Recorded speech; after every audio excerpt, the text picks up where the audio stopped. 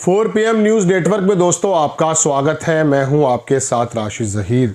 दिग्विजय सिंह के बयान का इतना ज़्यादा शोर मचा हुआ है गोदी मीडिया में, लग ये रहा है कि शशि थरूर और दिग्विजय सिंह अब कांग्रेस को ख़त्म कर देंगे। हालांकि शशि थरूर की जगह पर पहली बार बीजेपी का मेयर बन गया साहब केरल में, कोई दिक्कत की बात नहीं है, वो भी भारतीय हैं, किसी को भी चुन सकते हैं। दिग्विजय सिंह का यह बयान जो उन्होंने अपने ट्विटर हैंडल पर डाला कि यो मोदी जी नीचे बैठे हैं और बाकी जो बड़े नेता हैं वो ऊपर बैठे हैं कुर्सी पर, और उन्होंने कहा कि अर्थ से फर्श तक, इस तरह का बयान आपको मालूम, पढ़कर सुनाऊंगा लेकिन पहले भूमिका बांध देता हूं। तो उन्होंने कहा बीजेपी के संगठन और आरएसएस के संगठन का मैं प्रशंसक रहा हूं, हालांकि वो जो नीतियां उनकी हैं उसका मैं घोर विरोधी हूं। कांग्रेस में एक हलचल आ गई है, एक भूचाल आ गया, मतलब कोई बात भी ना कहे, कोई एक शब्द ना कहे। ये बात मैं आपको बताऊंगा आज कि राहुल गांधी किस प्रकार से दिशाहीन राजनीति कर रहे हैं, और यदि कोई समझाने की बात करता है तो उसे आरएसएस का पिट्ठू मान लिया जाता है। ये बात मैं बताऊंगा, लेकिन सबसे पहले मैं दिग्विजय सिंह की बात का जवाब देना चाहता हूं।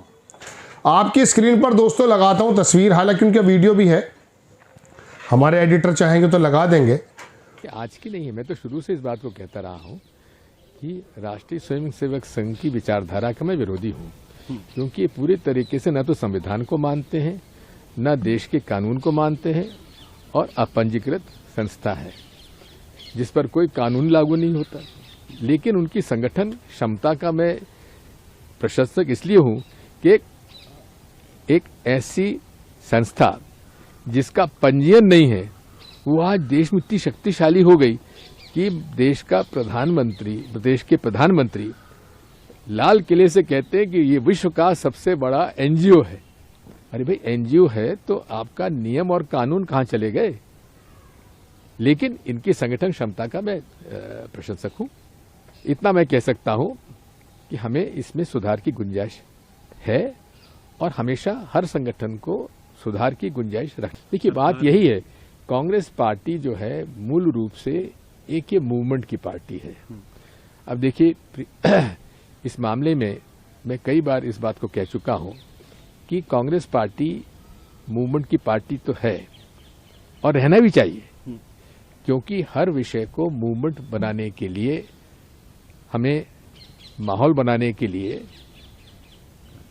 कांग्रेस पार्टी इस मामले में होशियार है, अच्छी तरह से मूवमेंट बन सकता है, बनाते और बनता है। लेकिन उस मूवमेंट को वोटों में परिवर्तित करना, उसमें हम कमजोर हो जाते हैं। लेकिन सर, आप सीधे कमी है। ऐसा है, जब भी नियुक्तियां होती हैं तो 25-30% में रोष होना स्वाभाविक है, क्योंकि महत्वाकांक्षाएं लोगों की होना स्वाभाविक है। लेकिन ऐसा कुछ नहीं है जिससे कि कहीं फर्क पड़ा हो। सही हुआ है। संगठन सृजन को और मजबूत करने, निचले तक ले जाने की जरूरत है। बिल्कुल नीचे, कब बनेगा? बिल्कुल। देखिए, बात यही है, हमें जब तक हमारा संगठन बूथ तक और मोहल्ले तक, गांव तक नहीं पहुंचेगा, तब तक हम संतुष्ट नहीं होंगे। आज की बैठक में उन्होंने लिखा कि प्रभाकर कुमार हैं, उन्होंने कहा दिग्विजय सिंह की एक पोस्ट ने सियासत में नई बहस छेड़ दी। पीएम मोदी की पुरानी तस्वीर शेयर कर आरएसएस बीजेपी की संगठनात्मक ताकत की खुलकर तारीफ। कहा जमीन से उठकर मुख्यमंत्री और फिर प्रधानमंत्री बनना आरएसएस की शक्ति का प्रमाण। ये दोस्तों दिग्विजय सिंह का ट्वीट है जो मैं आपको दिखा रहा हूं तस्वीर के साथ। दिग्विजय सिंह ने लिखा कि क्योरा साइट पर मुझे ये चित्र मिला, बहुत ही प्रभावशाली, किस प्रकार आरएसएस का जमीनी स्वयंसेवक और जनसंघ बीजेपी का कार्यकर्ता नेताओं के चरणों में फर्श पर बैठकर प्रदेश का मुख्यमंत्री और देश का प्रधानमंत्री बना। यह संगठन की शक्ति है। जय सिया राम। ये नीचे तस्वीर भी आप देख सकते हैं। ठीक है जनाब, अब मैं आपको तस्वीर पूरी स्क्रीन पर दिखाता हूं। इसके ऊपर लाल कृष्ण आडवाणी है, पीछे प्रमोद महाजन भी बैठे हैं, दिवंगत हो गए अब तो, और नीचे बैठे हैं जनाब मन प्रधानमंत्री मोदी जी। बहुत सारी तस्वीरें ऐसी तो इनकी, और वो मैं आपको बता ही चुका हूं कि दिग्विजय सिंह ने लिखा क्या है। लेकिन ये अपनी मेहनत से और संगठन की शक्ति से बने प्रधानमंत्री, या लोटा लोट करके, किसी का लोटा डुबा करके प्रधानमंत्री बने? जिस आडवाणी ने इनको सींचा, इनका चीफ मिनिस्टरशिप जो छिनने वाला था, उसमें आडवाणी बीच में आ गए, उन्हीं को मार्गदर्शक मंडल में डाल करके किस प्रकार से तिरस्कार किया पूरी दुनिया ने देखा नहीं? चेले ने उस्ताद को किस तरह से पटकी दी है। आप दिग्विजय सिंह ये लिखते कि संगठन के अंदर ये देखिए ऐसे चेले हैं जिन्होंने अपने उस्तादों को पटकी मार करके सत्ता छीन ली है, सत्ता हत्या ली है और उनको डाल दिया कि एक तरफ। किस प्रकार से मुरली मनोहर जोशी, अटल बिहारी वाजपेयी और लाल कृष्ण आडवाणी, इनके साथ मोदी जी ने, इनको छोड़ दीजिए, 3 लोगों को तो छोड़ दीजिए, उस्तादों में होंगे। अरे मैं आपको बताना चाहता हूं, मैंने 1 साल पहले रिपोर्ट बनाई थी कि बिहार से लेके, छत्तीसगढ़ से लेके, झारखंड से लेके, उड़ीसा से लेकर मध्य प्रदेश हो, राजस्थान हो, महाराष्ट्र हो, उत्तर प्रदेश हो, कितने बड़े बड़े नेता बर्फ में लगा दिए मोदी जी ने। लोग, ऐसा लोगों का कहना है। मैं लंबी बताऊं, डॉक्टर रमन सिंह से लेकर के, उड़ीसा से लेकर के, महाराष्ट्र के अंदर नितिन गडकरी और फिर वहां शिवराज चौहान और फिर वसुंधरा राजे और दुनिया भर के नेता कहां गए भाई? सब में ही खत्म। तो बताना ये चाहिए दिग्विजय सिंह को कि एक ऐसा चेला जिसने परंपरा कायम रखी है धोखे की, ऐसा लोगों का कहना है, अपने उस्तादों को जिन्होंने उसको सींचा था, बनाया था, बढ़ाया था, आखिरकार उसी आदमी ने पलट करके फेंक दिया, जो राजपाट में हमेशा से होता है। ये तो है राजनाथ दिग्विजय सिंह को जवाब। मैं उनको ट्वीट भी कर दूंगा अगर मौका लगा ये खबर बनने के बाद। लेकिन अब आते हैं जरा राहुल गांधी पर। इतना आग बबूला होने की जरूरत नहीं है बाबूजी।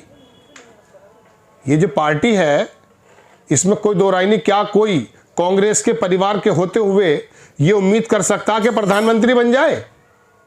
राहुल गांधी, सोनिया गांधी या प्रियंका गांधी या उसके परिवार के अलावा कोई कांग्रेस के अंदर नेता ऐसा है जो ये कह दे मैं प्रधानमंत्री बनूंगा? एक बार सीएम इब्राहिम का नाम चला था, बने हैं मनमोहन सिंह। कब? जबकि वहां पर परिवार में ही हो गया था। लाल बहादुर शास्त्री बने, हम मना नहीं करते इस बात को, लेकिन मौजूदा दौर में आप ये बताइए, can you imagine any Congress worker he could be a PM of India? They can't. अब मैं आपको बताता हूं दोस्तों कि ये उम्मीद नहीं कर सकता। अब आपको कोई बताता है तो आपको उलझन पैदा हो जाती है। मैं आपको नाम बता दूं बड़े नेता का, बहुत बड़े नेता कांग्रेस के, शानदार, बहुत देश के बहुत बड़े वकील। अरे अभी की बात बता रहा हूं मैं आपको, मेरे सूत्रों के मुताबिक राहुल गांधी से मिलने का समय मांगा। राहुल गांधी ने कहा ऑफिस से बात कर लीजिए। सोनिया गांधी भी इनकार नहीं कर सकती उस व्यक्ति को। शानदार व्यक्ति है वो, लाजवाब, कांग्रेस का बुजुर्ग नेता, वकील भी है। समझ गए होंगे आप। आपका जो दिमाग इतना खराब है, आप जो है चीफ मिनिस्टर से नहीं मिलते, 2-2 महीने लाइनों में लगे हुए हैं और आपको कोई 2 बात बता दे। लेकिन राहुल गांधी, आपने तो खुद कभी कभी ये भी कहा था कि we should learn from the Kejriwal. Nitish बाबू बढ़िया काम कर रहे हैं। नीतीश कुमार की तारीफ आपने की, केजरीवाल की आपने कहा कि हमें देखना चाहिए, तो फिर अचानक ये एरोगेंस क्यों आ गया?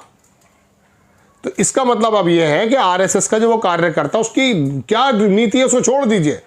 वो देश में बंटवारे कर रहा है, हम तो इस बात को भी मान लेते हैं अगर आरोप लगता है, लेकिन उसका संगठन तो देखिए ना। उसका संगठन तो है, बीजेपी का कार्यकर्ता समर्पित तो है। अमित शाह उत्तर प्रदेश जीतते हैं, रात को चले जाते हैं दूसरे बंगाल, समझ रहे हैं, दूसरे स्टेट में।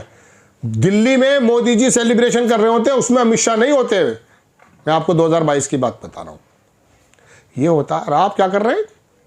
आप क्या कर रहे हैं? आपके ही नेता, आपके ही कार्यकर्ता आपसे कभी मिल ही नहीं सकते।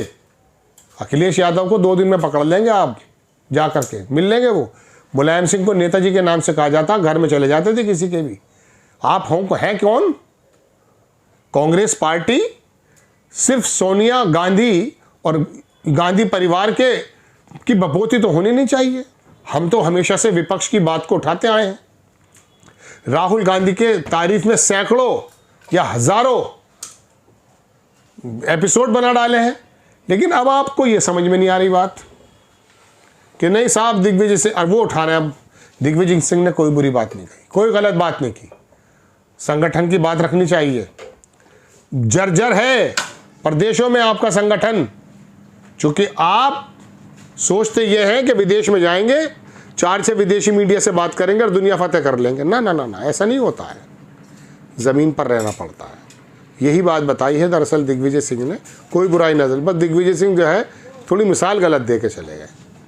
जय हिंद।